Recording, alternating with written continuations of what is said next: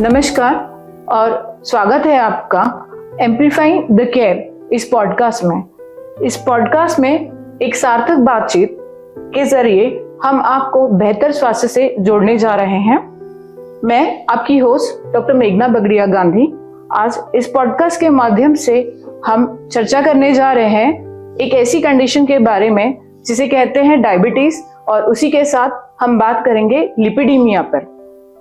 ये दोनों ही कंडीशंस आम हैं और दोनों धीरे धीरे डेवलप होती है हमारी बॉडी में, और दोनों ही का असर हमारे दिल पर काफी बड़े पैमाने में होता है। इससे संबंधित और जानकारी और चर्चा करने के लिए आज हमारे साथ मौजूद हैं रिनोन consultant endocrinologist doctor Rishabh Sagar Jain. Sir obesity expert हैं और साथ ही मेटाबॉलिक डिसऑर्डर में सर स्पेशलाइज करते हैं। Welcome to the show and we are looking forward for your guidance. Thank you so much for giving me this opportunity.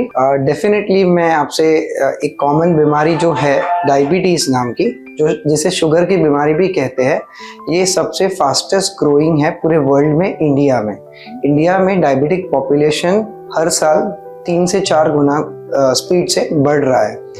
अब diabetes क्या है? डायबिटीज मतलब शुगर की बीमारी सिर्फ इतना ही नहीं होता। डायबिटीज में यह होता है कि जब इंसुलिन की मात्रा शरीर में कम होने लगती है या इंसुलिन का डिसबैलेंस होने लगता है। इंसुलिन एक हार्मोन है जिसके रेजिस्टेंस के कारण भी डायबिटीज हो सकता है। हम अगर यदि कहें कि डायबिटीज सिर्फ अबव 50 एज वालों को होता है तो इसका आंसर है नहीं। डायबिटीज किसी को भी हो सकता है, बाय बर्थ भी डायबिटीज हो सकता है, और एल्डरली पीपल मतलब 50 के ऊपर वाले लोगों में भी डायबिटीज हो सकता है। डायबिटीज होने के बहुत सारे कारण हैं। उसमें से सबसे कॉमन कारण जो होता है वो है लाइफस्टाइल। जो हमारी लाइफस्टाइल खराब होना, मतलब कि सेडेंटरी लाइफस्टाइल, मतलब बैठक बहुत ज़्यादा होना और फिजिकल एक्टिविटी का कम होना, या एक्सरसाइज का लिमिटेड होना, या बिल्कुल भी एक्सरसाइज ना होना, या तो फिर अपने खाने में सिर्फ मीठा खाना, जिसके कारण ब्लड शुगर लेवल्स बढ़ जाती है और इंसुलिन की मात्रा कम होने से डायबिटीज कंट्रोल नहीं होता, मतलब ही ब्लड शुगर कंट्रोल नहीं होता। अब लिपिडीमिया पे आते हैं, जो दूसरा सबसे बड़ा कारण है हार्ट अटैक्स का इंडिया में और वर्ल्ड वाइड।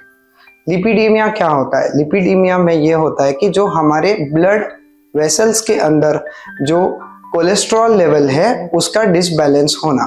कोलेस्ट्रॉल भी 3 टाइप का होता है। एक होता है एलडीएल, दूसरा होता है एचडीएल, तीसरा होता है ट्राइग्लिसराइड्स। अब एलडीएल कोलेस्ट्रॉल मतलब खराब कोलेस्ट्रॉल, मतलब बैड कोलेस्ट्रॉल।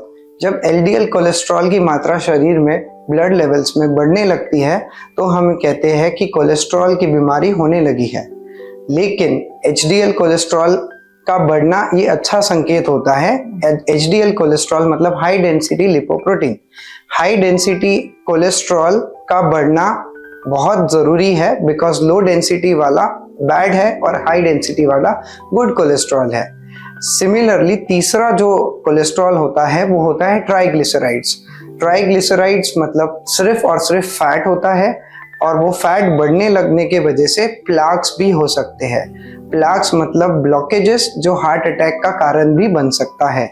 इसलिए डिसलिपिडीमिया को जनरली यह कहा जाता है कि लिपिड इम्बैलेंस, ये बीमारी को चेक में रखना बहुत ज़रूरी है।